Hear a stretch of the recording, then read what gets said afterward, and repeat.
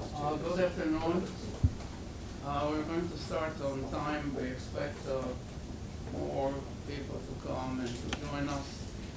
But since we have a very large team here, I wanted to start on time. And we are actually inviting Kim Penn. She is the executive director of the International Law Institute. Will make some welcome remarks. Thank you, Dr. Alexander. Everyone, welcome to the International Law Institute. We're glad to have you here, and we're glad to have the opportunity to work with Dr. Alexander and the Inter-University Center for Terrorism Studies and the Inter-University Center for Legal Studies. Let's make sure. Yeah, Video. that is just feeding directly into the camera. There's not a sound system in here, so. Thank you. The International Law Institute, our mission is fostering prosperity through the rule of law.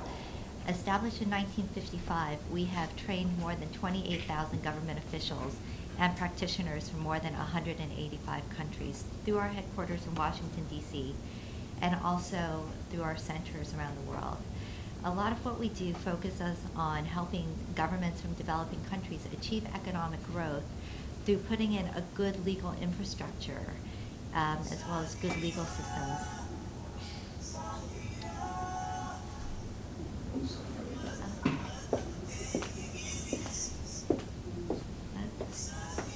And in addition to economic growth, we also focus quite a bit on democracy and governance, helping the executive branch, the judiciary, and the legislative bodies be able to have strong accountability standards and transparency and governance in their countries. And this topic today is incredibly provocative and very timely. Can counterterrorism strategies and democracy coexist? This is very difficult because democracy is basically about transparency, accountability, being above board. And when you deal with counterterrorism, those types of very pleasant thoughts could turn out to be quite the hindrance or quite the inconvenience. So the discussion today is more about, can more liberty equal more security? Or does more demands on having democratic standards really handcuff us in our ability to go after terrorism? So we look forward to this provocative discussion from this very distinguished panel. And again, welcome to the International Law Institute. Thank you. Thank you very much, Kim, for your remarks. And I would like to mention, in addition, that the academic relationship with the International Law Institute actually goes all the way back at least 30, 35 years. Last week, for example, we had a seminar here on weapons of mass destruction challenges. Particularly, this seminar was related to a project we have on the Middle East, weapons of mass destruction free zone. This idea that is being discussed for many, many years, and particularly now, I think it is quite critical in terms of what's happening, for example, in Syria and the Iran issue, and those aspiring nations who are thinking about developing some nuclear capability. Now, other related issues that we had, which is linked with the discussion today, for example, on terrorism and intelligence that we had this year in cooperation with the ILI, is exactly the issue, one of the top issues that we're going to deal with. And we're publishing this information material for your information in various um, outlets such as the electronic journal that we have. The other related topic, we published together a report on prosecution, on detention actually, arrest, detention, prosecution and punishment of the terrorists. This report is available, and I suppose we're going to mention some of these issues today. We deal also with specific countries, like one report that we published jointly is Canada and terrorism. Unfortunately, my colleague, Professor Don Wallace, had to go to another event, but we worked together on many years, and I said 30 or 35 years. In fact, one particular project, academic project, which relates to what's going on now and the old question, the balance between security and freedom, is a project we had with the University of Ibadan in Nigeria, and we were able to get a team of people to deal with international violence in Africa. And of course, we discussed this issue also recently in terms of the threats in the Maghreb or North Africa and the Sahel and West Africa, such as Nigeria and Mali. And in addition to that, we try to follow the American counterterrorism policy going all the way back. And we try to present this in a publication which is called Evolution of U.S. Counterterrorism Policy, and so on. So this is the academic aspect. As far as the event today and the rationale is very simple. I would like to provide actually some perspective or context to what we're going to say today. And this in itself, I think, deserves at least one semester at the university. First of all, I think in terms of the academic work, and it's related to what we're going to discuss today, is we're trying to learn the historical lessons. What worked, what did not work. That's the mission of our work. Secondly, we're trying to anticipate warning signals. In other words, to look at the threats on the conventional level, on the unconventional level. And thirdly, as academics, we're trying to assist in developing some sort of counterterrorism agenda for governments, for intergovernmental organizations, and non-government, which means the civic society. Let me mention two, I think, important anniversary dates. Since we're dealing with November, in fact today, we find on the 7th, actually on the 7th of November 1985, about 27 years ago, there was an attack by M19. I don't know how many of you remember of the M19, which was a terrorist group in Colombia, and they attacked the parliament, which is really the soul of the nation in terms of the rule of law. They killed 100 people at the time, and they wounded many more. At any rate, the point I'm making is that democracy is very vulnerable, and this is one example. There are many other examples, and we can spend hours to go through them, but I want to mention other attacks against the civic society. For example, in Madrid in the year 2001, there was an attack by ETA, a car bomb in Madrid that wounded at least 100 innocent civilians, or an attack about 2 years ago in Nigeria, the Boko Haram attacked around the country, a very coordinated attack. They attacked, for example, churches and schools and government buildings and so on, and killed 150 people, and the slaughter really continues. So no country is immune from the threat of terrorism to the civic society, to the institutions, to leadership. For example, in the United States itself, in November, if you look at your calendar, you would see November 1950, there was an attempt to assassinate President Truman by Puerto Rican terrorists.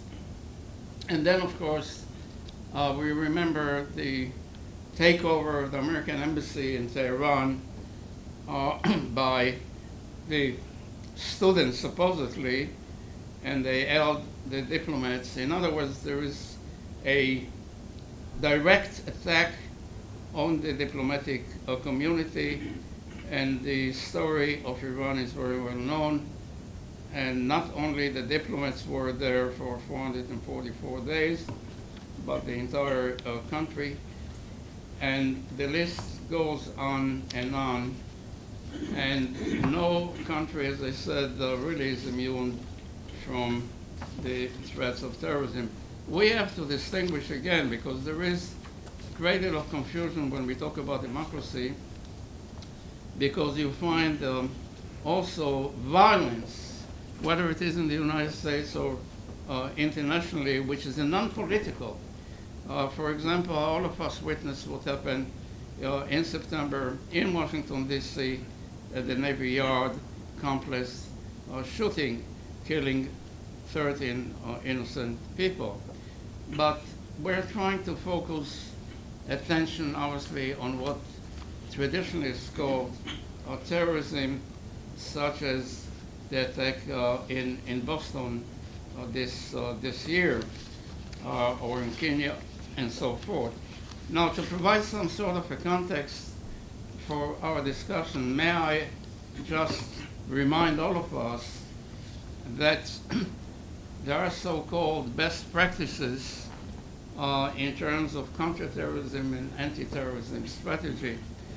Let me just remind all of us again that we must deal with coherent policy, we must deal with effective organizational structure, the rule of law, the legal framework, the role of intelligence, law enforcement, diplomatic measures, economic pressures, military action, and the civic society in terms of education, for example, and civil liberties. These are some of the issues that I think we would have to look at. And again, the latest revelations of NSA, I think, pushed the debate, the agenda on the question of civil liberties, the rights or freedoms given by the Constitution, for example, the First Amendment, and so forth. Now, following American policy from the academic point of view for many, many years, it seems to me that there is some continuity which links the defeat of terrorism also to the protection of human rights, the advancement of democracy, and the spread of prosperity, if you will. Now, there are concerns, and I think fundamentally from our studies and the debate that is going on for many years is how can we strike a balance between freedom and security. Now, let me just mention some of the issues, and I think one can divide the concerns into two. One is in terms of the suspect alien, for example, the admission or exclusion of aliens, the protection of aliens, the political offense exception to extradition treaties. So that's one side of the coin. The other side of the coin is a suspect citizen in terms of surveillance, the use of informants, interrogation, maybe torture, and then detention and so forth. So the point I'm trying to make is that there are many legal considerations affecting government responses to terrorism, whether one talks about the role of intelligence or the military role or media coverage and so forth.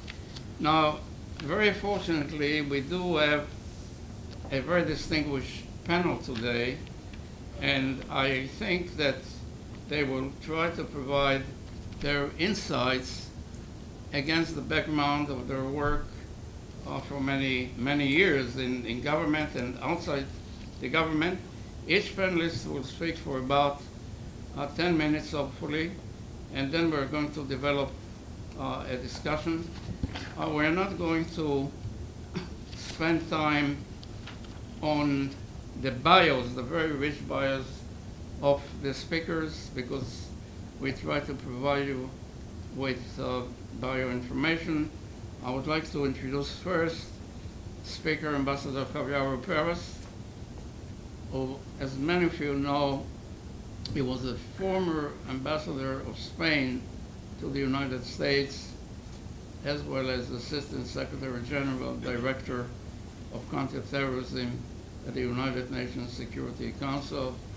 He has a very rich background, as you will see, including politics, including diplomacy, including the media, and he received many awards for his many contributions to national security concerns, not only of Spain, but the entire international community. Ambassador Rafael, please.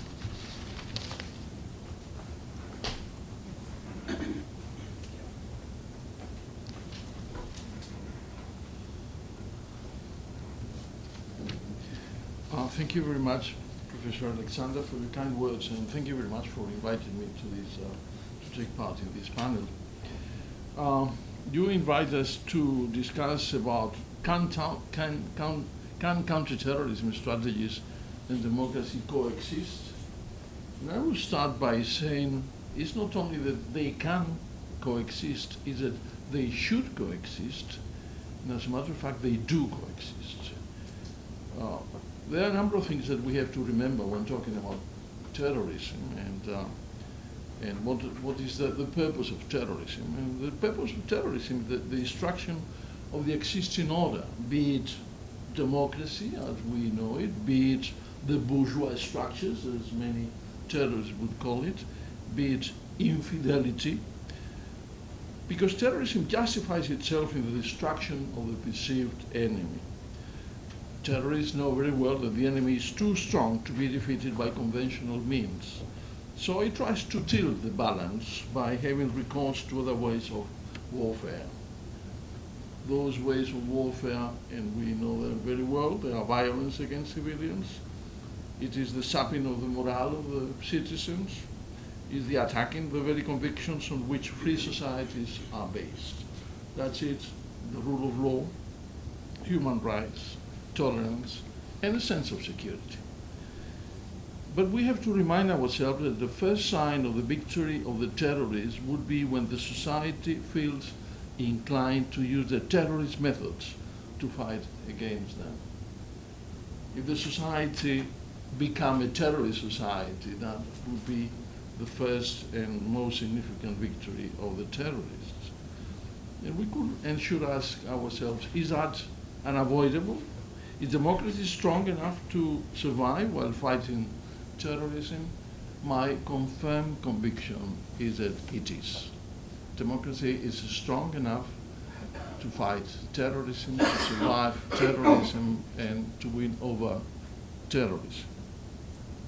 Let me tell you from the very beginning that in my recollection, there is not one single case of democratic societies or countries fighting terrorism where terrorists could claim victory.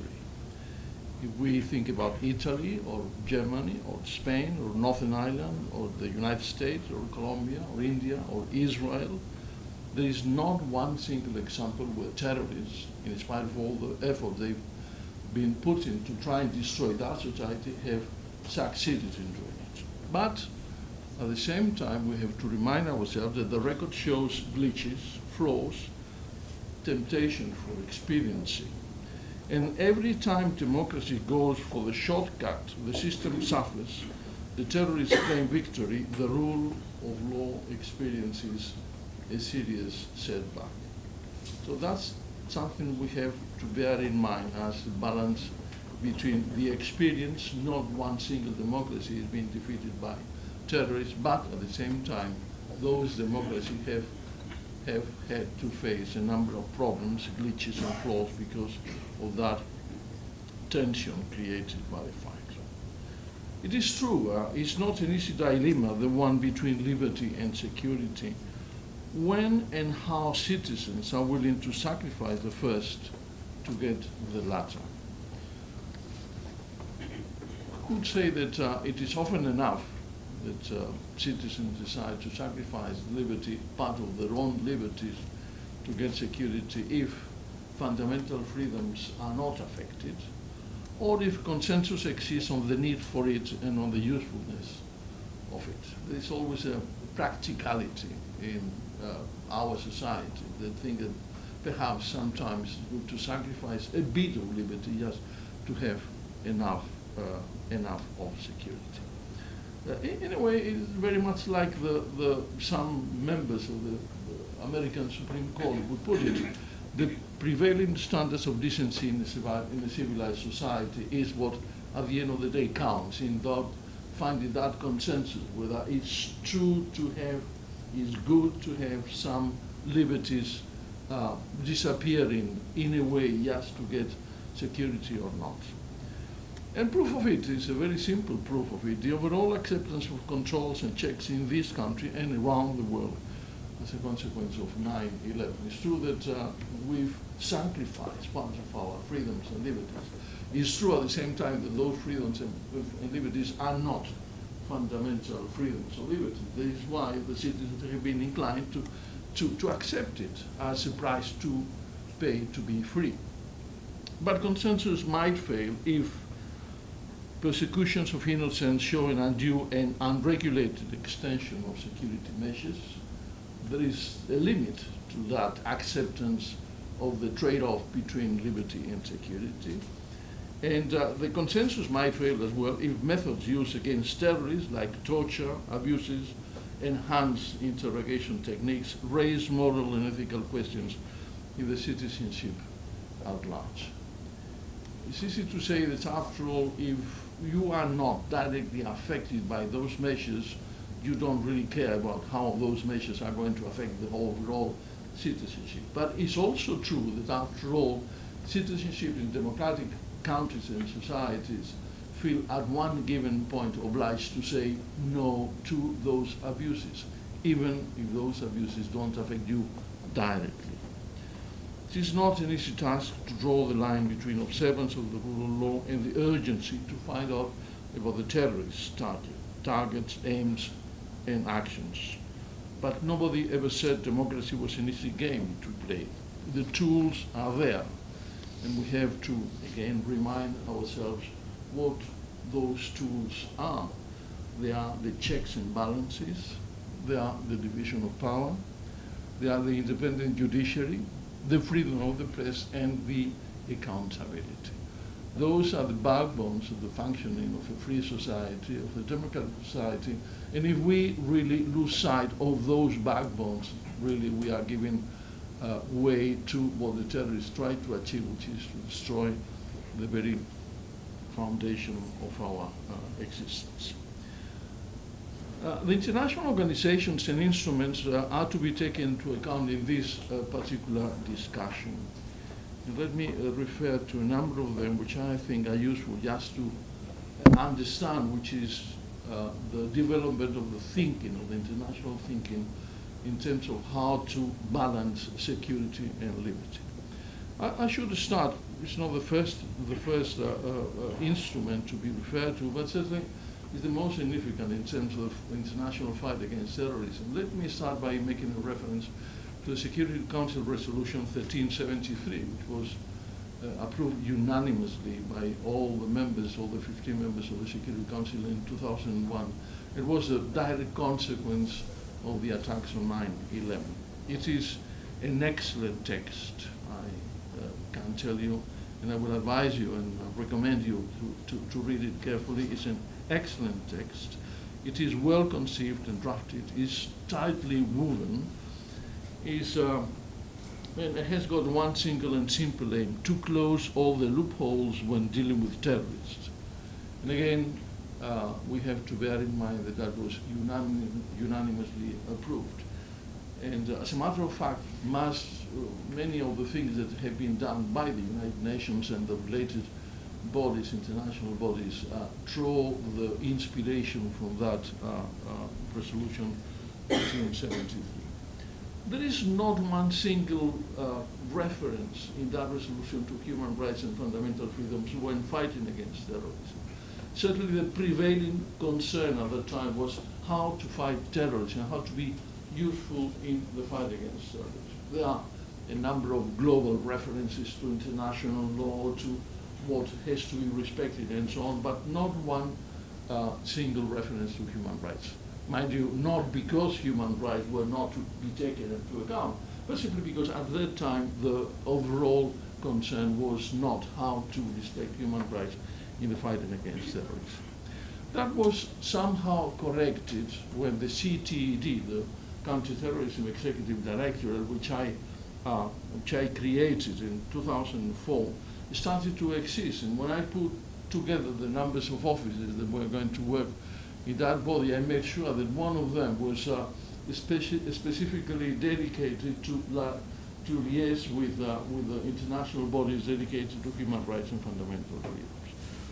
In 2005, there is another resolution which is worth mentioning, which is 1624, which again is the consequence of another terrorist attack, the one which took place in London in the summer of 2005. It's a very interesting resolution. It goes a bit further as far as the fight against terrorism is concerned, because for the first time in that body of international instruments, it refers to the prohibition of the incitement to commit terrorist acts. And that's very useful because, after all, this is something which looks at prevention of terrorism. There is one thing very interesting to be remembered about that resolution, is it was not unanimously approved because the United States decided to abstain on the vote. Why? Because the Americans thought, and I think there was some good reason, that incitement, the prohibition to incite, to incite acts of terrorism could be construed somehow as a limitation to the freedom of expression. So that shows that somehow the thinking about how to combine terrorism and human rights was moving in some other directions. And certainly in 2005, there is one single act which defines the new thinking, which is the creation by the Commission on Human Rights of a special rapporteur on the promotion and protection of human rights and fundamental freedoms while countering terrorism, which didn't exist before. That long title belongs to someone who is specifically tasked by the Human Rights Commission to look into the protection of human rights and fundamental freedoms while countering terrorism. At the same time, the Human Rights Commission of the United Nations has been creating some other working groups, for instance, on arbitrary detention and other one on torture. And the rapporteur on human rights and counterterrorism has stated that the framework for his work, for his job, following the principles that he considers to be indispensable for his task. He mentioned the gross or systematic human rights violations, the right to truth in international human rights law, the principle of accountability in international human rights law, the principle against impunity in international human rights law, and invocation of national security and the state secret doctrine. That was related to a famous case which ended up in the European Court of Human Rights in Istanbul, which was the case of El Masri versus Macedonia, where Macedonia, as a sort of subrogate of the United States, was condemned by the action against a citizen called El Masri, who was detained in that country for a while. So we've moved from a pure consideration about we have to fight terrorism by all possible means to a more nuanced view where it says where we have to fight against terrorism. There is no one to deny it, but at the same time we have to take into account all the considerations related to human rights and fundamental freedoms on the basis of something which is very obvious: we cannot and should not violate those rights and freedoms when fighting against terrorism. Someone would say, well, we are talking about the rights of the terrorists. Well, yes, we are talking about the rights of the terrorists. We should be talking about the rights of the victims as well, and certainly we should be talking about the rights of the societies to defend themselves against terrorism. And again, going back to what I had to say before, this is not a very precise line to be drawn between all those actions. Year to year, month to month, day to day, democratic institutions and responsible officers have to look carefully into what is at stake just to prevent any slippage in that account. Now, at the end, just to refer to something which is happening right now, we have the question about democracy and what we've been finding out about the actions of the National Security Agency. And it's quite obvious that the global uproar has erupted as a consequence of the NSA's wiretaps. The justification is very clear and is very justifiable, if you want, is to obtain intelligence to track terrorists. And the explanation is that no private conversations were listened to unless suspicious material was found out and proper authorization given. The Snowden leaks, according to which foreign leaders were tapped, conversations followed, improper behavior generalized, is something which is all over the world right now. And the local American and international reaction has been saying, well, somehow we went too far.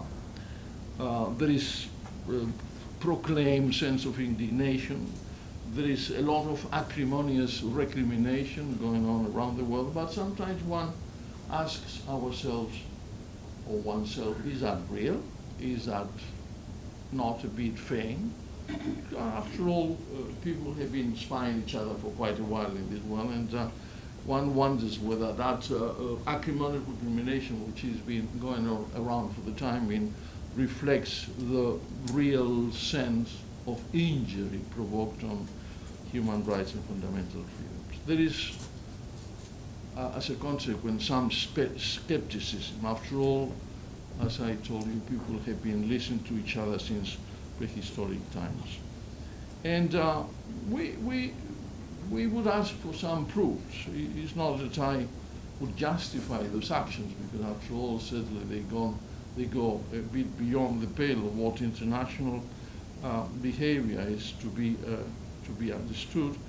But have international agreements been compromised because of the NSA activities? Have trade and economic agreements been solved in favor of the American interest because of the same activities? Certainly, this is going to take a step further in the consideration of what human rights and fundamental freedoms are to be taken into account when fighting against terrorism. And probably you already know that Brazil and some other countries are preparing the draft resolution to be presented to the General Assembly this fall, which in a very detailed and precise way goes to the prohibition of all those things that have been related to the NSA activities. And which leads to a very clear way, is that after all, one of the fundamental or perhaps new fundamental right should be the right to privacy, which is being clearly violated by those wiretaps. But public opinions here and abroad have not shown some concern or the same concern as with torture, with arbitrary detentions or renditions. Probably we are considering what might eventually be a different category of human rights. And this is something to be taken into account, again, when trying to draw the line between what is to be accepted in the fight against terrorism and not accepted. I would like to make a final and principled point. In the fight against terrorism, democracies will be always confronted by arduous dilemmas and difficult choices. Their analysis will show light on the shortcomings and needed improvements in the systems. But in the fight, democracies should remember that they cannot forget the values and inspirations that make the system work. They cannot defeat themselves by thinking the tools insufficient in that fight. They have the duty to take the high moral ground, at the same time to fine-tune methods and approaches. Because, as I said at the beginning, counterterrorism and democracy can, do, and will survive. Thank you. Thank you very much, Ambassador.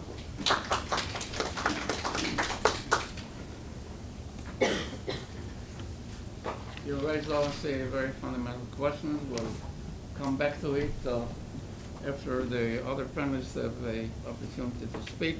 Our next speaker is Mark Norman. Currently is Director for Africa, Europe, and the Americas at the Bureau of Counterterrorism, Department of State. And I would like to express my personal appreciation and my colleagues for the support that the Bureau provided over the years to our academic work in this very important field. Mark.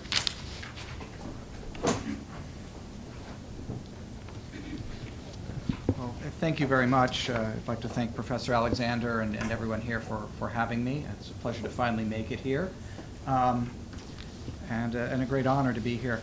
I would begin by saying that sadly, between the two of them, Professor Alexander and Ambassador Ruperas have sort of articulated many of the things that I was hoping to say.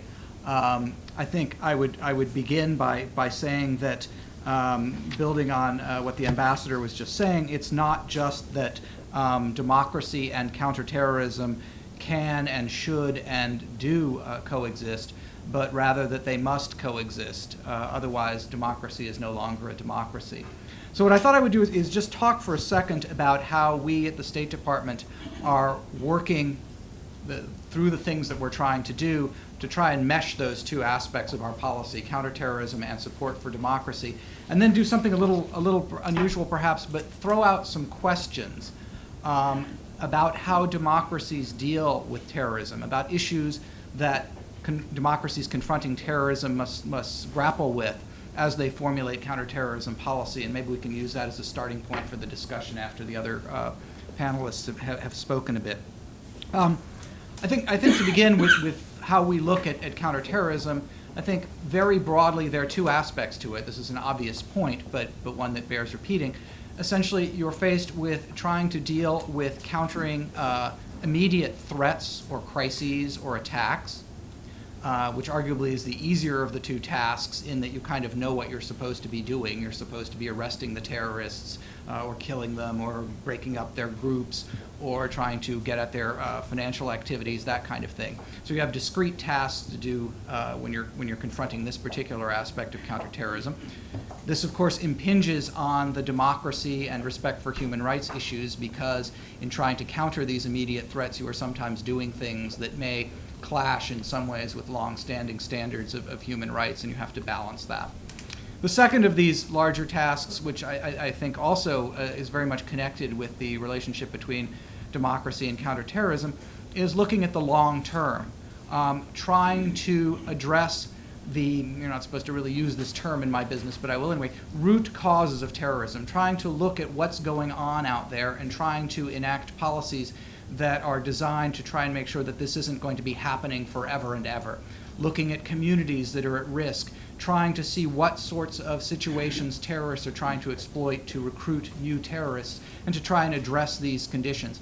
And I say that there's a nexus with democracy and preservation of human rights in this context, because many of the things that countries do to respond to the first of these big tasks, to deal with immediate threats, can be very much counterproductive over the long run. And one of the things that we try to do through our diplomatic engagement is to work with our partners around the world to encourage them to respond to terrorist threats in ways that do as little violence as possible to human rights, both because it's the right thing to do and because, frankly, we believe that it's counterproductive to engage in massive violations of human rights to counter a terrorist threat, because over the long run, you are only contributing to the kinds of alienation that terrorists are trying to exploit. So how do we go about addressing these two big tasks? In general, what we're doing is three. I'm doing a lot of numbers here, but three overarching activities. On the one hand, we are trying to build the will and capacity of our partners around the world to deal with terrorism, and we do this very much within the context of human rights and democracy. We provide training in all kinds of activities, in law enforcement, in ways to prosecute people, obviously, in ways of effective detention of people that don't violate human rights, and we are constantly engaged in a dialogue with our partners around the world to ensure that as we provide them with the tools that hopefully will enable them to be more capable in dealing with terrorism, we're also providing them with the tools to engage the terrorists in a way that is not, again, doing violence to democratic traditions and hopes.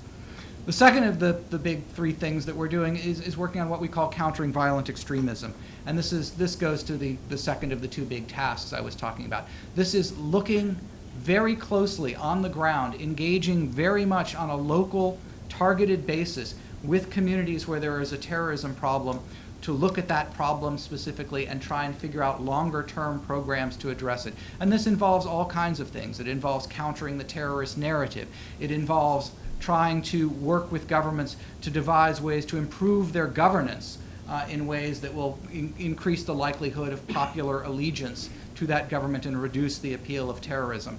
I served in Belfast years ago, and one of the things that was very apparent when I was working in Belfast is that you could have communities where the overwhelming majority of people in that community were opposed to the acts of violence on the part of a very small number of people in that community. But it is a very different thing and a very big step to go from that opposition to acts of violence to being willing to work with the government to deal with the people that are committing that violence. Rightly or wrongly, in some cases, communities feel that they may be bad guys, but there are bad guys, or there are all kinds of historical reasons or localized reasons or traditional reasons why specific communities may be reluctant to engage with their governments. And so what you have to do is help these governments create structures of trust and cooperation and communication that enable them to have relationships within these communities that allow people in these communities to feel that they can turn against the bad guys, to use an easy term, and work with their governments. And so we're working around the world to try and do that sort of thing through our countering violent extremism programs. Ambassador Ruperez talked a lot about various UN activities and programs and resolutions. That's one of the things that is very much a priority for us. We try very much to strengthen multilateral organizations with respect to terrorism. I mean, again, this is a combination of both good practice from the moral point of view, but also it's a productive way of going about things to the extent that counterterrorism practices are legitimized by acceptance through multilateral organizations or by large numbers of countries. It helps, frankly, the United States to counter the argument that a lot of what we want from counterterrorism is purely an American interest and not a global one. So we are very much engaged on a multilateral basis, so much so that we took a lead in trying to found a new multilateral counterterrorism organization, the Global Counterterrorism Forum. Some of you may be familiar with this, but the idea behind the Global Counterterrorism Forum is to bring together not just the usual suspect countries of wealthy Western countries, but countries from all over the world that have some expertise to bring to bear with respect to terrorism. So we have members like Egypt and India and Pakistan, Indonesia, as well as many of the Western European countries, the EU and the United States. And the idea behind the Global Counterterrorism Forum is to engage both on regional issues relating to terrorism. For example, the GCTF is very much engaged in the Horn of Africa in efforts to deal with al-Shabaab and some of the spillover for that. Also in Northwest Africa and trying to cope with some of the problems caused by AQIM and some of its affiliated groups. But also the GCTF is designed to engage on a functional level. So they have working groups trying to address the rule of law, trying to come up with common practices, trying to agree or get the various countries to agree on best practices to address all kinds of things, again, ranging from detention, judicial processes, all that kind of thing. And so we're trying to use the word my military colleagues like to use a lot, socialize best practices around the world with a view to, again, ensuring that the counterterrorism practices that our partners are engaged in around the world are undertaken with a view to the human rights situation and maintaining democracy. So that brings me to these questions I was talking about, and what I was going to lay out here are some of the things that I think democracies need to grapple with as they cope with a terrorism crisis. And I would begin by saying that one of the challenges that we face as we try and work multilaterally around the world to deal with terrorism, and as we try to assemble coalitions to cope with the terrorist problem that spans the globe, is that we're dealing with a world where every country comes to it with a slightly different experience, a slightly different judicial system, a slightly different system of checks and balances, if any at all, and a slightly different history of how they have addressed various other threats to the security of their countries. So trying to bring all of this together, the sort of herding cats on counterterrorism, can be an enormous challenge. And so we are constantly trying to maintain this balance and to negotiate and work with our partners to achieve a good balance. But all of the countries, certainly all democracies, are facing many of these big questions that I'm going to get to here for a second. And I would again state that I'm not necessarily sure that there are any correct answers to this and that different countries come to different conclusions, and that ultimately the idea behind what we're trying to do is to bring all of these different traditions, all of these different practices together into some sort of useful whole that can unite us all and get us all moving in the same direction. Let me begin with some of the basic questions, sort of simple ones in many cases, but ones that bear thinking about. An obvious early question is, to what extent are democracies required to tolerate those that advocate the overthrow of the democratic system? What do you do with people that want to replace a democratic system with some sort of fascist system, communist system, theocratically based system? To what extent do you permit people to advocate the overthrow of a democracy? How do you deal with people who want to do that? To what extent are democracies required to tolerate people who, while they themselves may personally not be involved in acts of violence, nevertheless provide the intellectual or theological, in some cases, justification for acts of violence on the part of other people? This gets to a point that I think the ambassador was making earlier, or maybe Professor Alexander, that where is there a line? What is the line between advocacy and incitement, and how do you decide, what sorts of things you will prosecute and not prosecute? What does a democracy do with a terrorist threat or a security threat that comes under the color of religion? How does one maintain a balance between freedom of religion and counterterrorism in this context? Can a democracy send infiltrants into synagogues or churches or mosques? Can sermons be censored? Can ministers or imams or rabbis be licensed? Can a democracy decide that there are certain religious groups that it views as legitimate, or certain religious structures that it views as legitimate, and engage only through them with practitioners of that particular religion? What does a democracy do in a situation where a terrorist or security threat is coming predominantly from people of a particular ethnic background that may be different from the majority, the background of the ethnic background of the majority population in a particular country? How does one deal with, or how does a democracy root out the almost certainly very, very small number of people engaged in violent acts in a particular community without alienating the larger numbers of people in that community? This is in a more sort of downscale context, this is the big argument that we've had here in the United States in many cases over profiling. What do you do with the fact that you probably have a reasonable idea of what the bad guys look like in terms of what most of the bad guys that you've caught have been like, what particular category they fall into.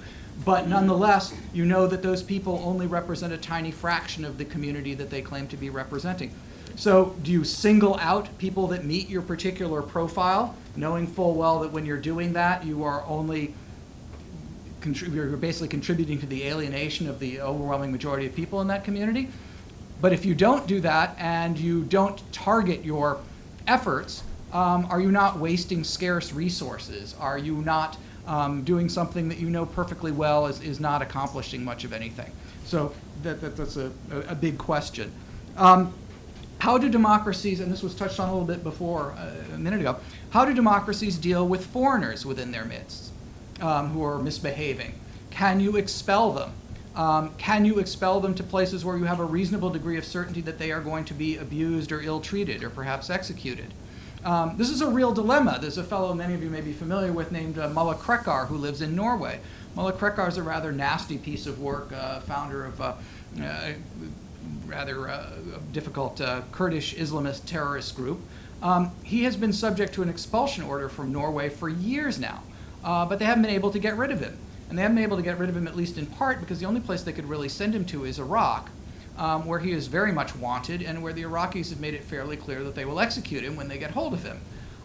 So what do you do with it? So Mulla Krekar has been stuck in Norway for years, where he's delivered himself of all kinds of speeches about the need to kill American soldiers in Iraq and occasionally threatened Norwegian politicians. So he's not a very welcome guest in the country, but yet they're sort of stuck with him. So how does a democracy deal with this issue? As a sort of a tangential issue on that, what do you do with people who have newly acquired your citizenship from some foreign country and then start misbehaving? Can you strip them of their citizenship? Through what process? Who gets to decide that? And then again, it brings you back to then what do you do with them?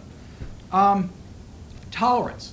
Tolerance is often spoken of as a means, particularly in the increasingly multicultural world in which we live, but as a means of reducing the appeal of radical extremism, violent extremism. And that makes sense. But to what exactly are democracies required to tolerate in the name of tolerance?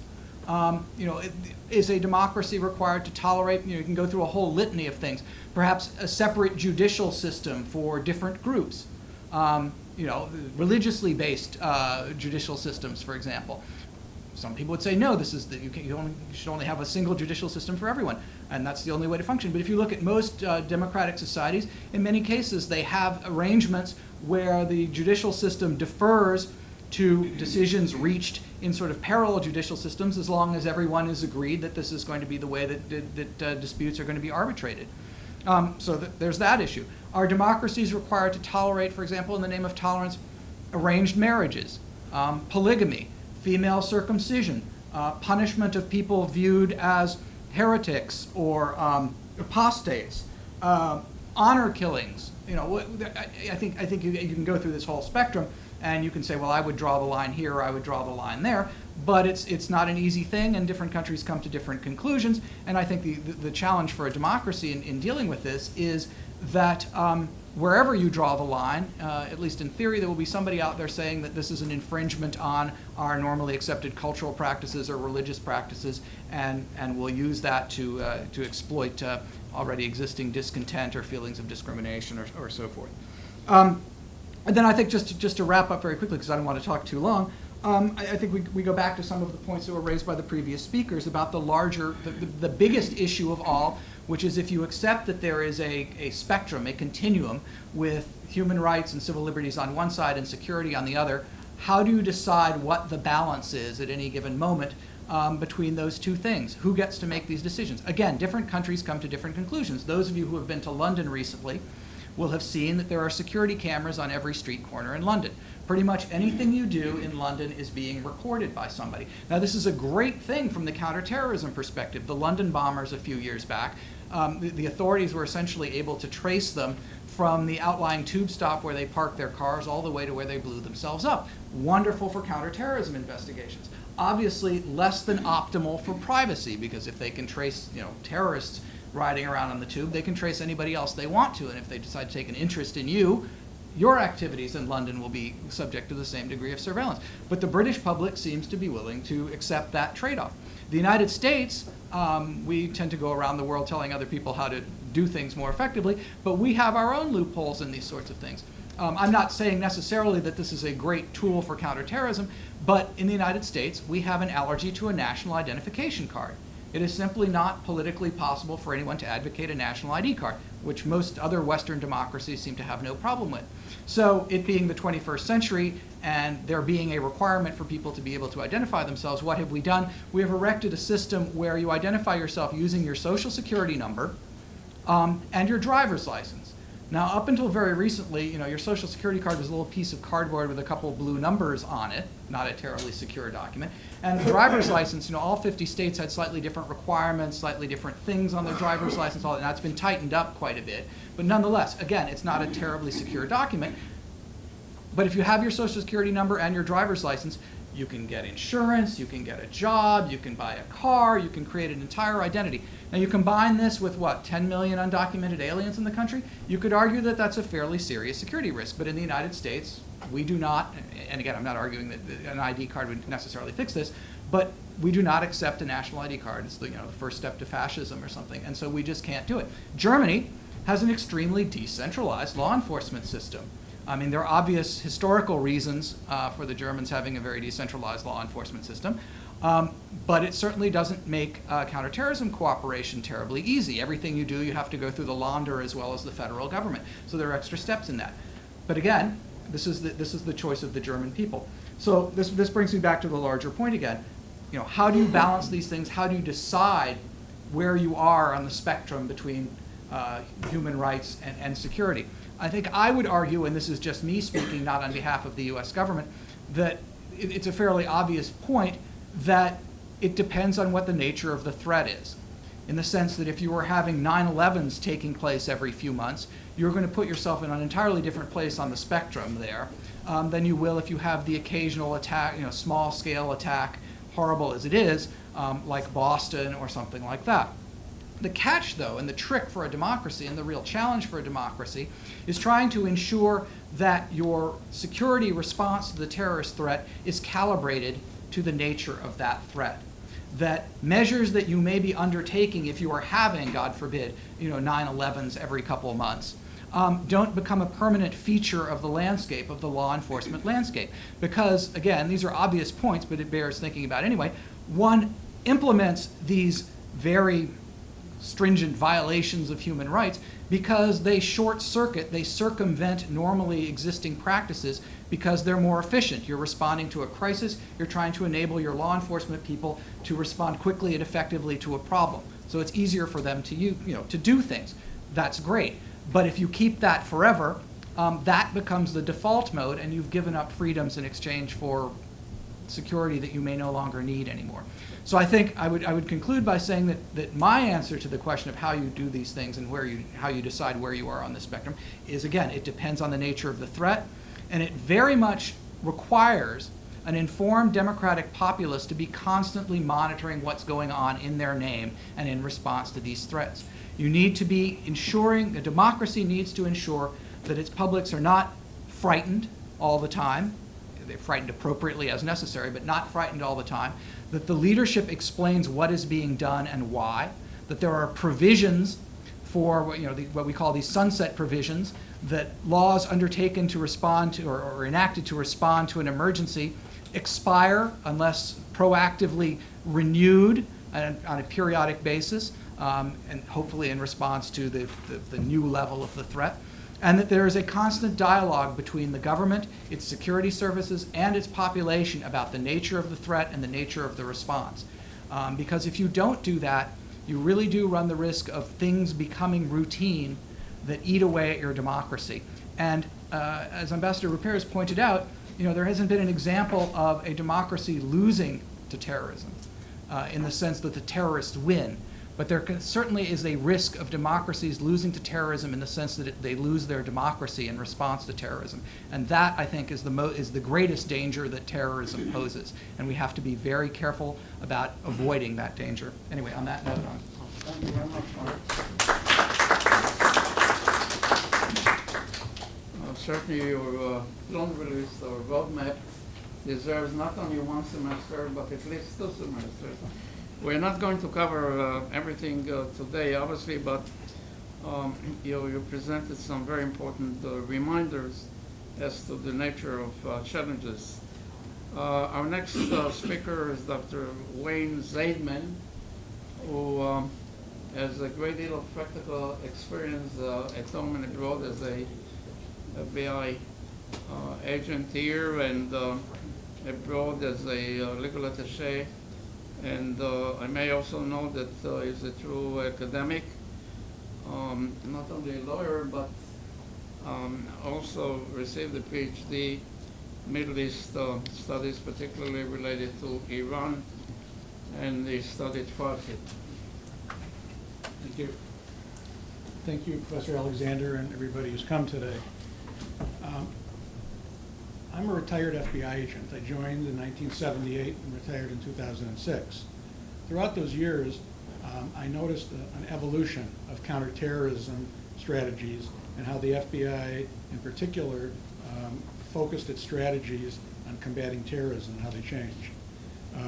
My talk will cover the strategies, foreign cooperation, and the uses of information we get from foreign countries, protection of sources and methods, and the need for secrecy and for stronger laws and enforcement of secrecy laws.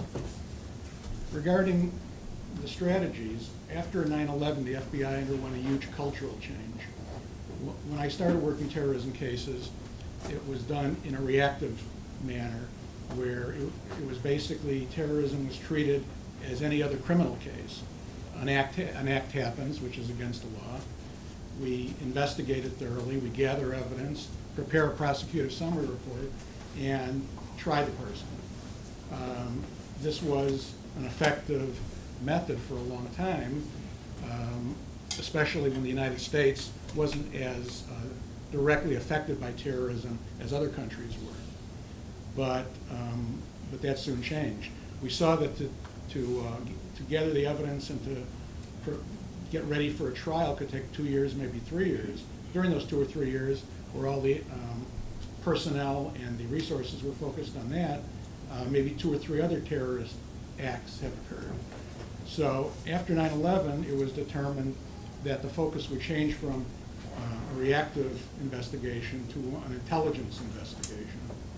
And basically, this had some positive elements, which I'll get into in a second. When the current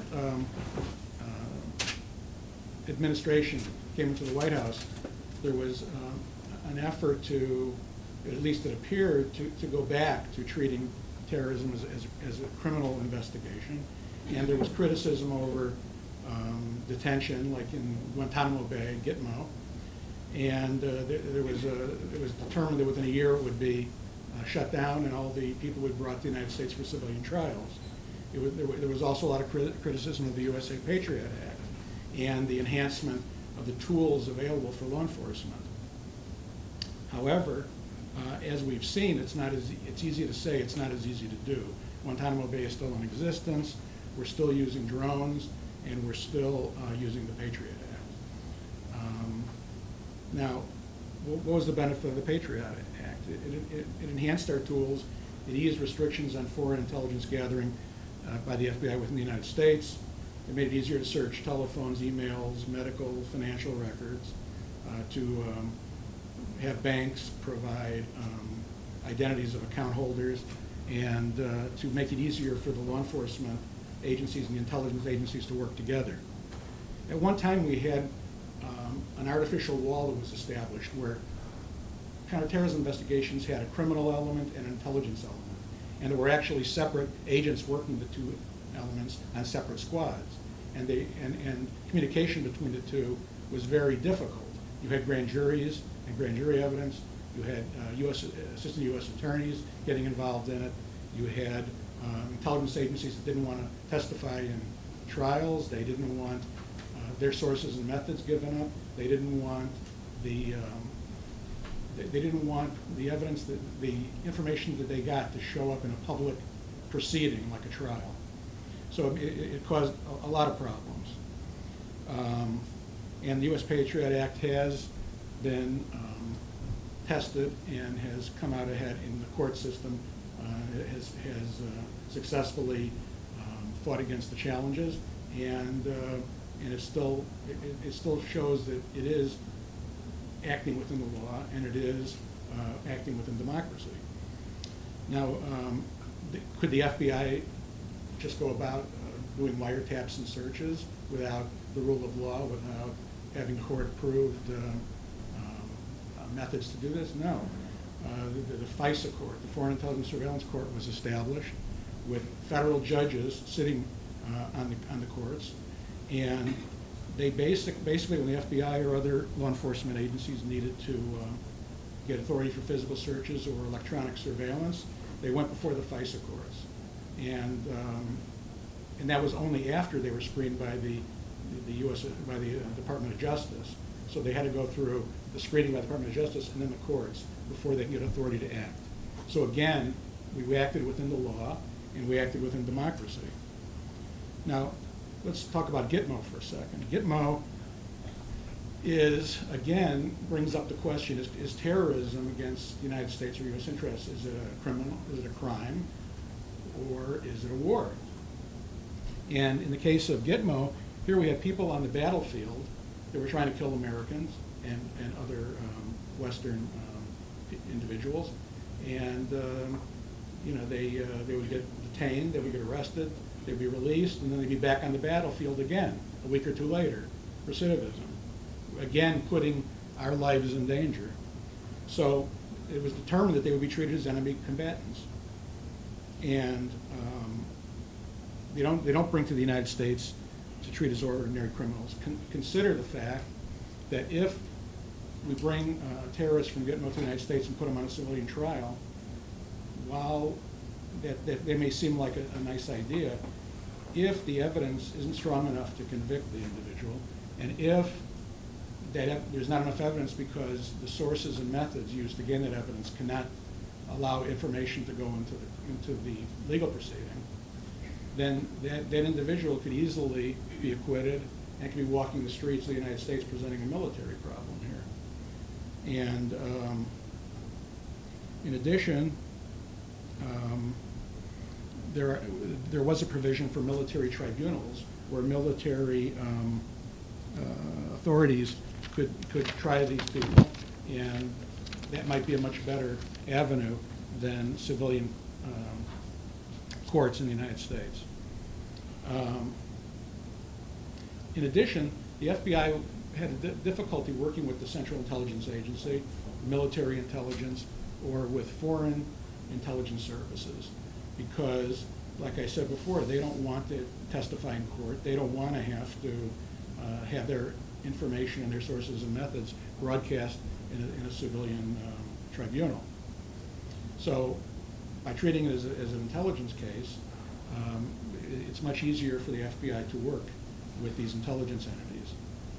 And when the AUSA, the Assistant U.S. Attorney, or the grand jury is involved, it complicates the willingness of these intelligence agencies, military or civilian, and foreign agencies to cooperate with us. Now, as for foreign cooperation, as Professor Alexander mentioned, I was a legal attaché in Amman, Jordan, covering Jordan, Syria, and Lebanon, and also in Tel Aviv, covering Israel, the Palestinian Authority, and Jordan before we had an office in Jordan. And I'm going to pose a question to you. Does anybody know what the statutory authority is for a legal attaché to conduct an investigation overseas? None. What? None. Yes, okay, correct. We have absolutely zero authority to conduct an investigation overseas. So what we have to do is conduct effective liaison. And so basically, we're acting within the laws of our country, or we're acting within the laws of the host country. So when we have something that is a nexus, a connection between the United States investigation and the host country, our job is to liaison with the Foreign Intelligence Service, the Security Service, and or the police, and to get them to be the ones that are taking the action with our assistance, or with their assistance to us, or with our assistance to them, but they're the ones that are conducting investigations, and they're conducting investigations under their own laws. So again, in no way is the United States government violating anybody's laws or rights, and we're not violating rules of democratic actions. Now, if there is an instance where we need to make a formal request for legal for evidence from the host country, we use letters rogatory, which is a formal request done through consular channels. So the Department of Justice will make a request to the State Department, the State Deparment will make a request to the host country, and they will make their determination whether or not they're able to do it under their laws and their desires, and if they do, they will forward it to their Ministry of Justice for them to take the action. So we have letters rogatory. The other avenue is MLAT, a Mutual Legal Assistance Treaty, where the provisions are clearly spelled out between the host country and the United States. Now, as far as rendition goes, rendition is a transfer of a terrorist from one country to another for detention, arrest, interrogation, and or trial. These individuals are afforded the legal protections of the host country. And CIA Director Michael Hayden stated, quote, "The renditions have been conducted lawfully, responsibly, and with a clear and simple purpose to get terrorists off the streets and gain intelligence on those still at large."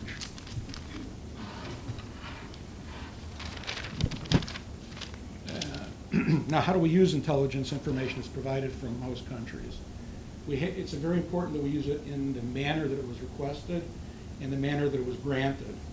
If the host country gave it to us for only lead purposes or for only intelligence purposes, then it should not be used in a trial or other public proceedings.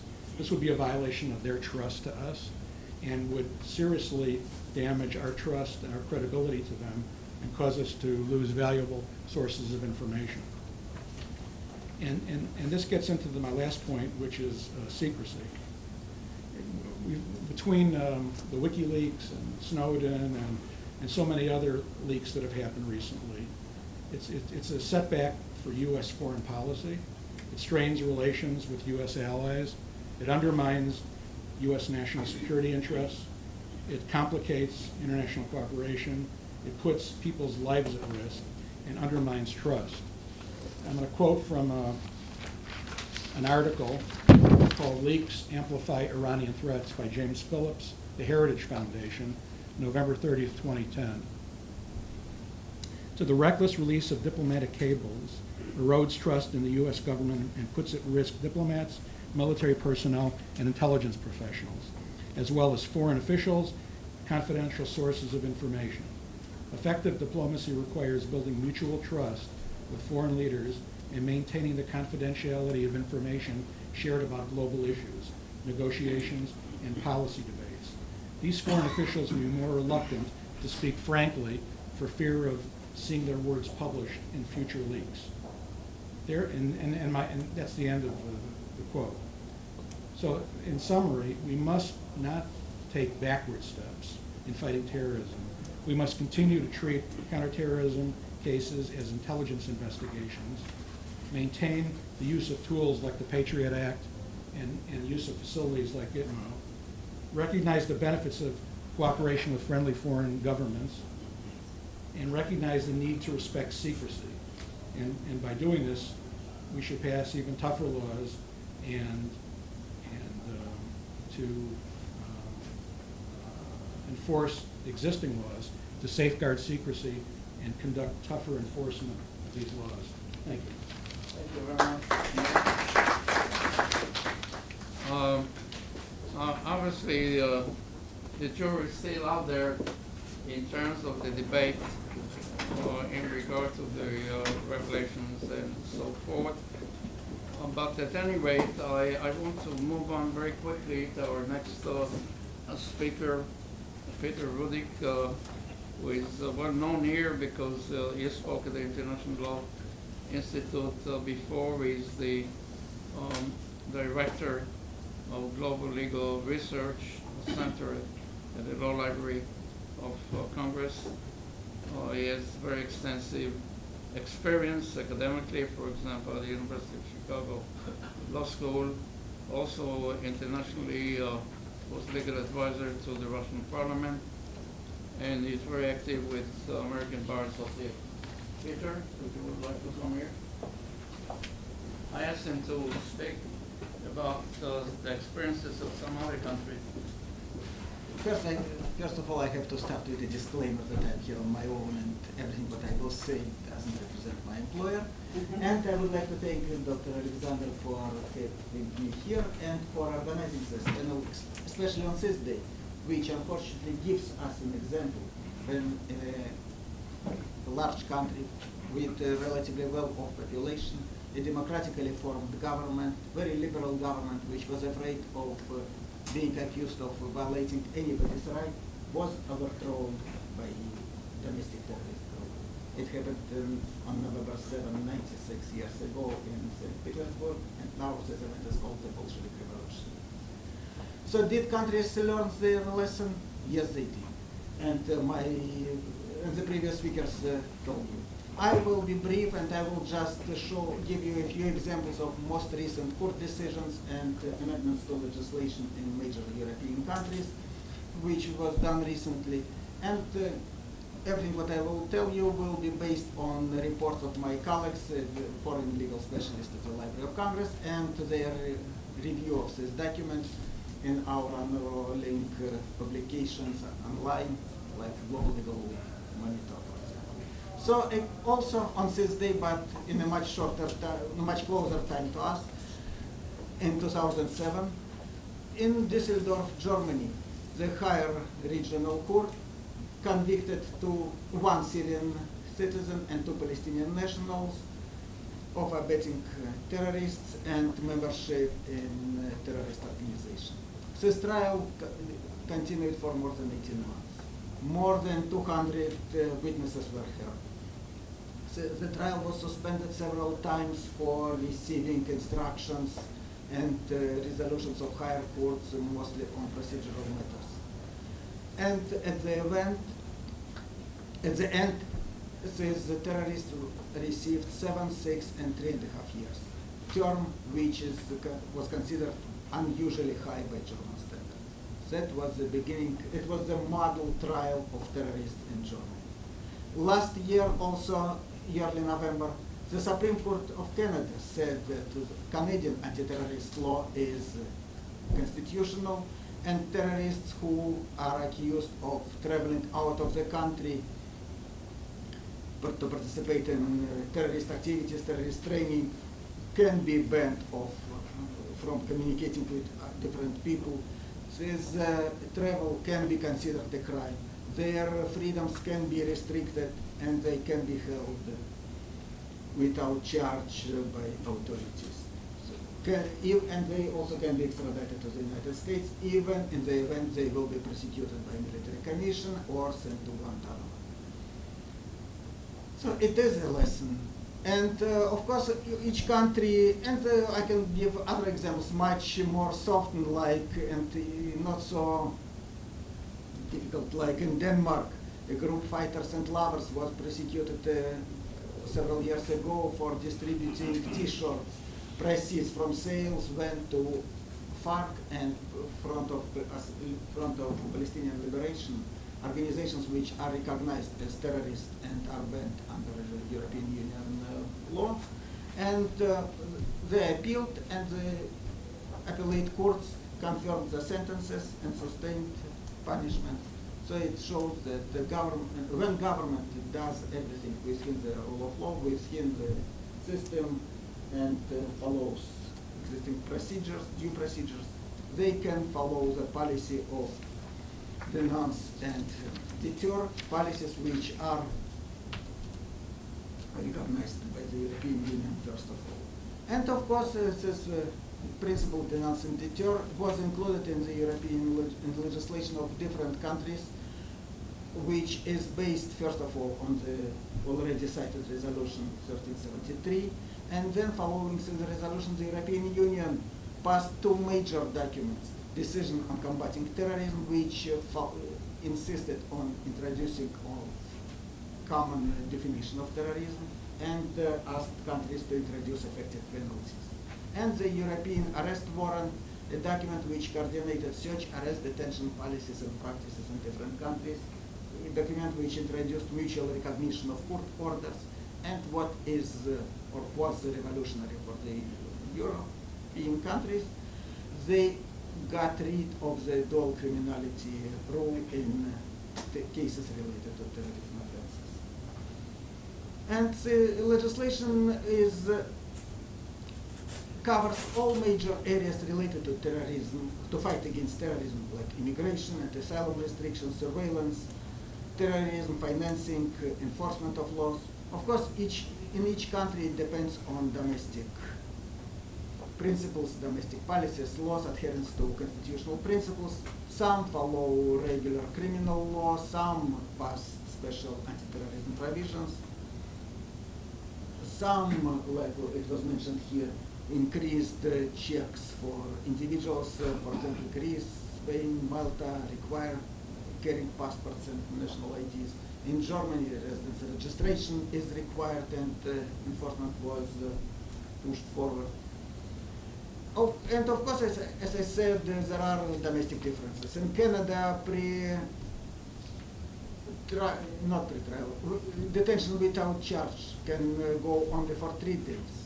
In England, their anti-terrorist law established 28-day limit, and it is a subject for huge discussions. There was an attempt to extend it to 42 days, and it didn't go through the parliament.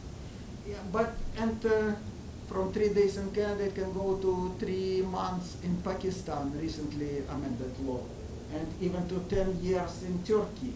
10 years in term which can be extended 3 times later. Turkey is criticized again by the European Union for that policy, but this policy stays. But I think the most important is not what is on the paper, how it is enforced, how countries are following it. For example, in the United Kingdom, even this 28-day limit is not used up to the limits. Only since 2006, when this law was passed, only 6 people were held all this period, 28 days.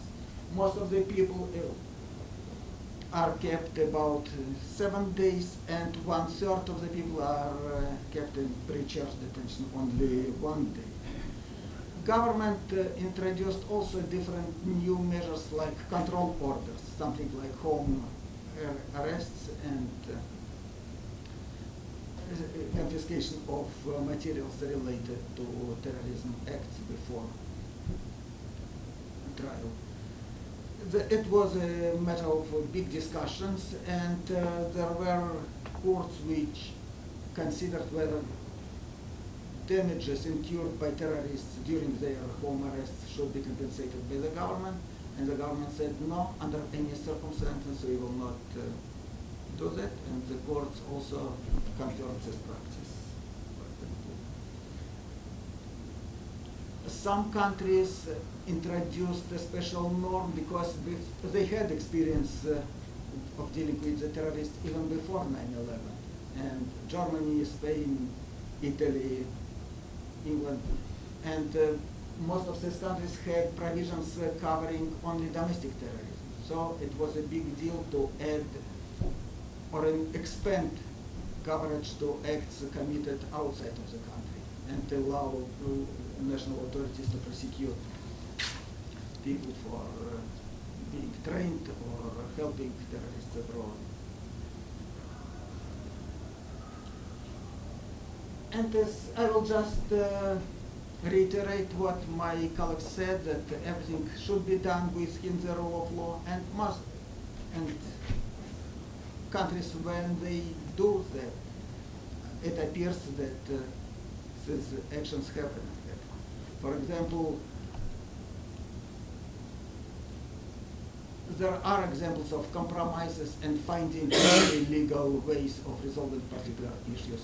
Recently in England again, court said that government decision to freeze funds of people related to terrorist activities cannot go to entitlements and social security benefits, because only assets can be frozen. Because government said that social security funds given to members, wives of the people accused of terrorism, can indirectly be given as a support to people involved in such activities. But the court said no, these people are entitled, and the government followed.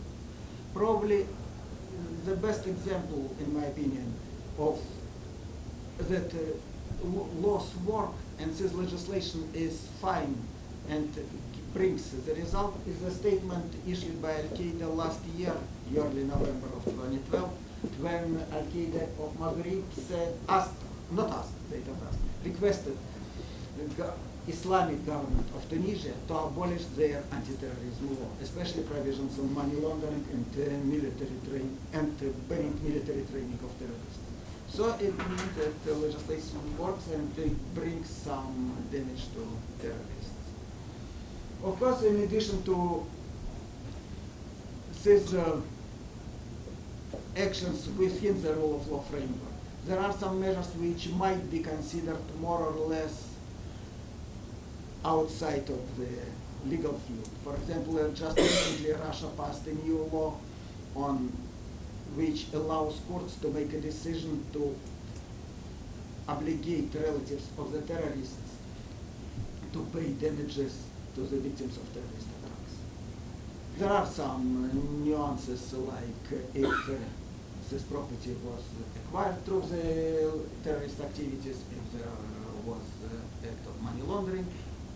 But again, if such acts will occur, courts may make terrorists or their relatives responsible. Of course, this law echoes Israeli practice of demolishing terrorist houses, which is based, but this is a slightly different example, because this practice is based on British regulations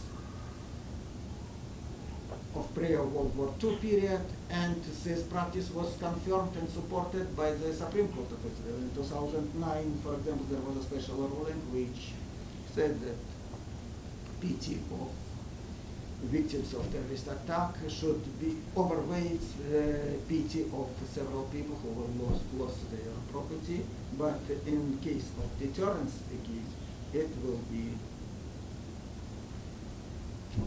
important.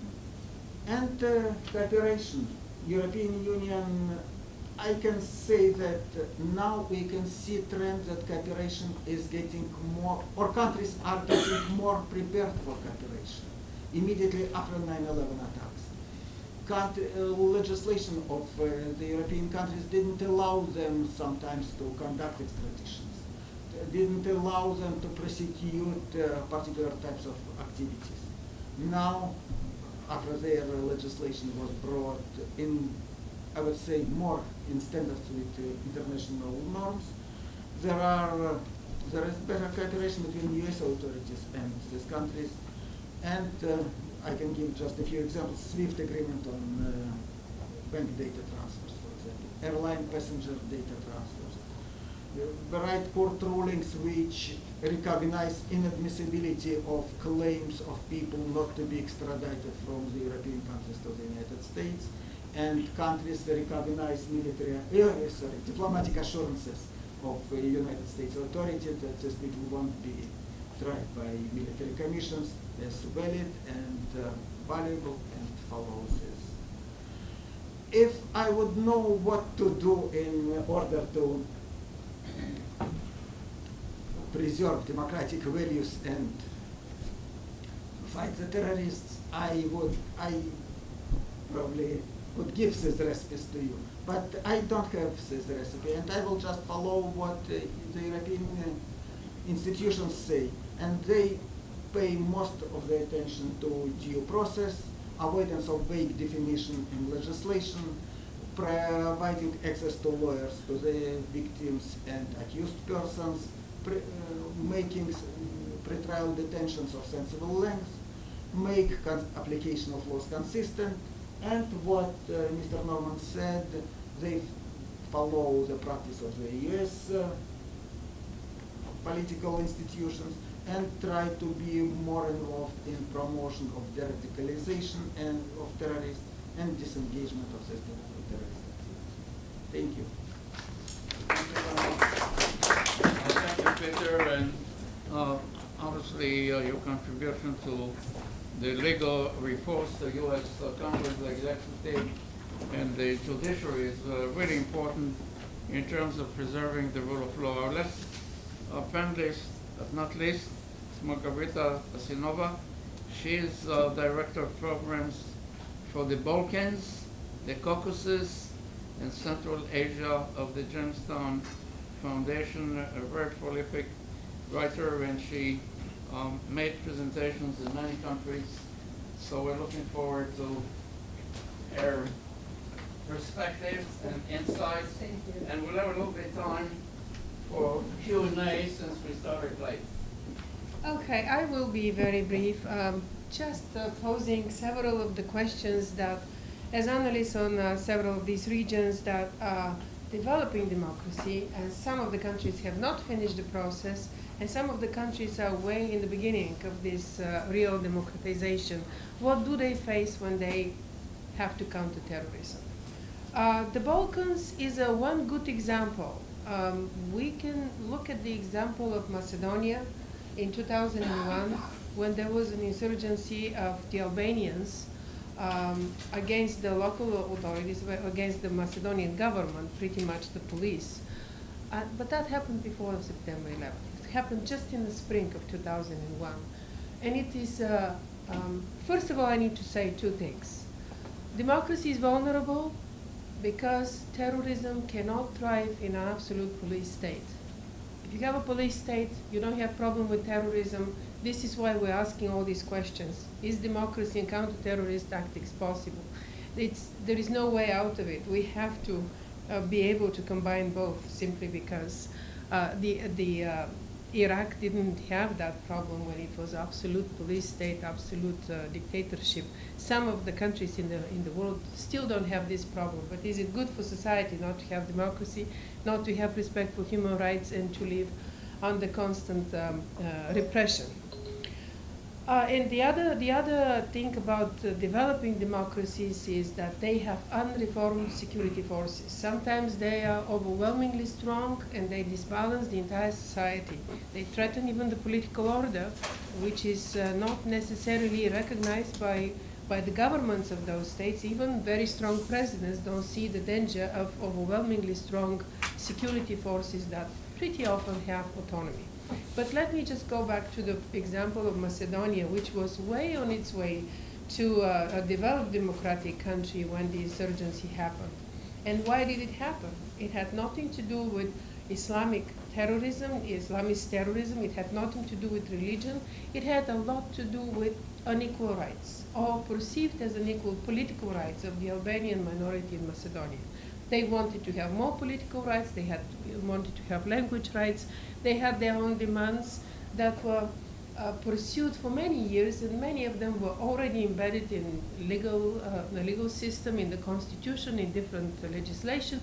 Nevertheless, they felt, because they were 25% of the population, that was not enough, so they needed more. Reasonably so, I would say. The insurgency, of course, it was not reasonable, but it happened.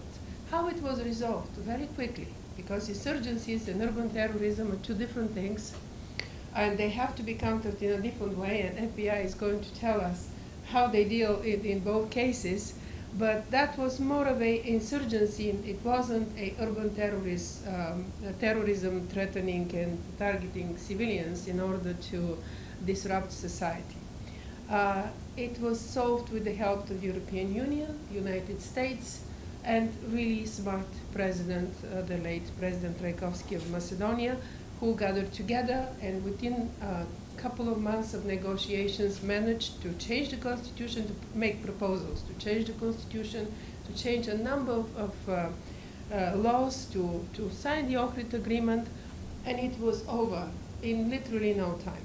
A month later, the Ohrid Agreement was signed in August. A month later, 9/11 happened, and insurgencies went out of fashion in the Balkans. That was the last one. And it's wrong to look into the Balkans and the Muslims in the Balkans from the perspective of potential terrorists, simply because it's a very different population that's very secular. It sticks to Hanafi Islam, which is by itself much more secular, much more distant from political power.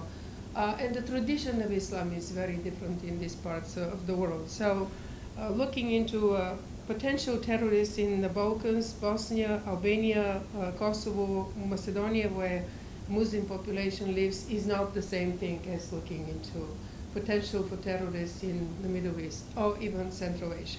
In Central Asia, a completely different situation where the countries have started their democratization process quite late, simply because they had to build nations, they had to build state institutions first. They were never independent states. They had to start from scratch after the Soviet Union dissolved in 91.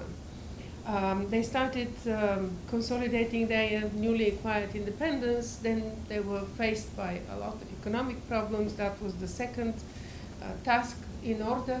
And those of them that made some progress towards democracy, like Kyrgyzstan, Uzbekistan at the beginning of the 92, was quite significant progress in that respect too. In Uzbekistan, we tend to forget that.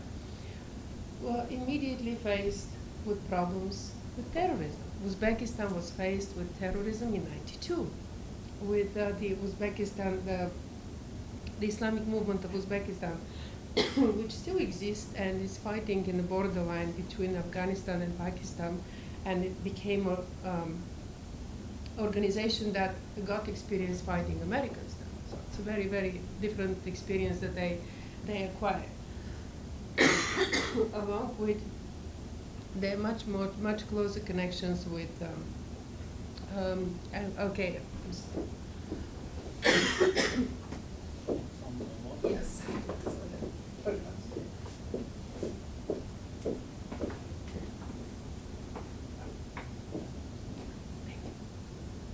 So, all Central Asian countries have very strong security forces that are not reformed.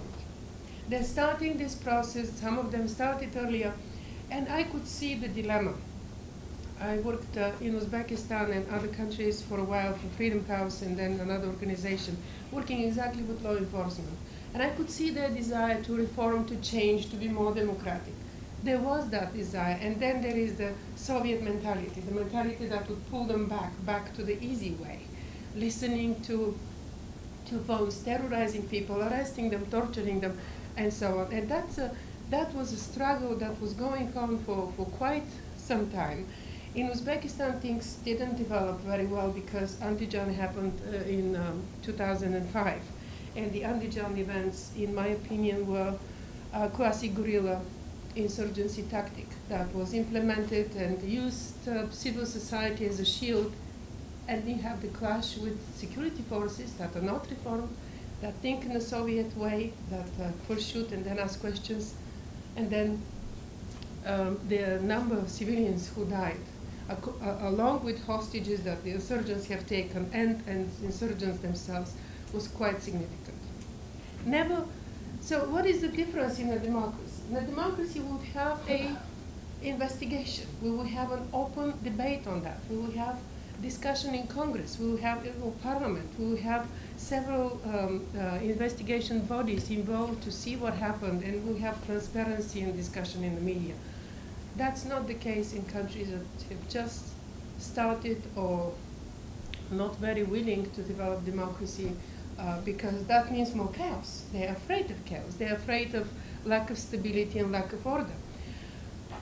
So posing these questions, of course they're developing more restrictive religious laws, they're developing more restrictive counterterrorism laws, and as Peter said, we are very often trying to help and trying to intervene, and we're also working with them sometimes to help them, not we, but the United States of America governments, to help them develop better legislation. Sometimes it's very difficult to even convince them that certain provision in the law is only going to get them into criticism by international organizations and international community, and it's not going to solve the problem. After a while, one can see that they start realizing that, okay, we should really have the Miranda rights written, and every police officer should carry that little booklet, and we should really have a more polite police force that would reduce the complaints by police. And it happened in Uzbekistan back in 2008. The police told me, since we started implementing a different program, our complaints were reduced by 2/3, the complaints by the citizens of police.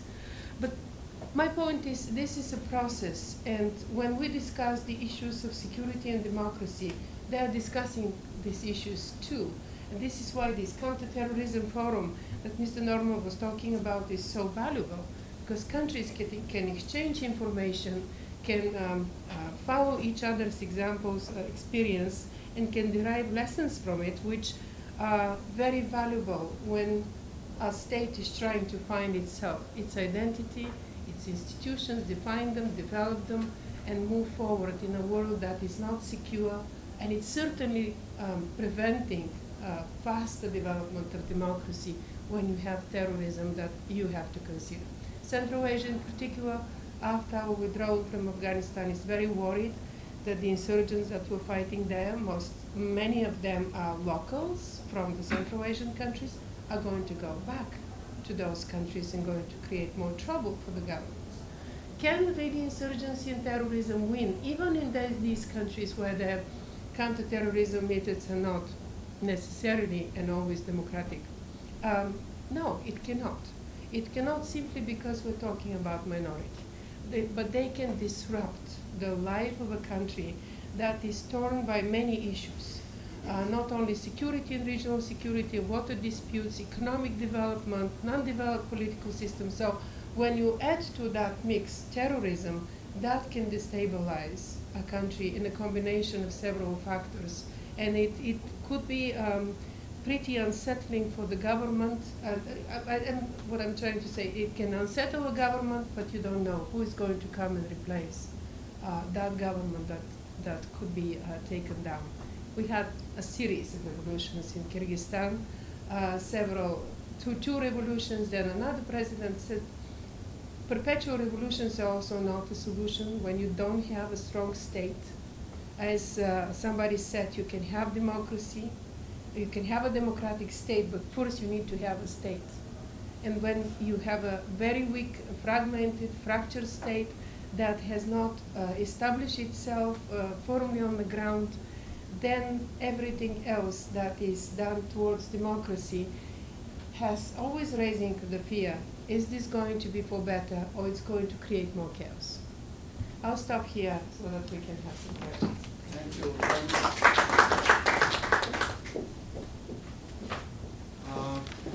Since we do have a time factor, I would like to open up for discussion if there are any particular questions at this point. Yes, sir. Hi, my name is Andrei.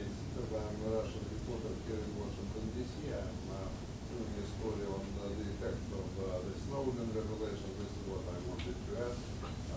How much of a fallout do you see in your line of work in counterterrorism? Since I'm from Russia, obviously, if you could put that in the context of cooperating with the Russians, that would be an additional advantage for you. Maybe the question is for Mr. Norman. The only correct answer to that is the obvious point that it's kind of too early to tell. Because every day when you open a newspaper, there seems to be some new revelation or another that further complicates things. I don't know. And that's not a very good answer. It's not very helpful to your story, obviously.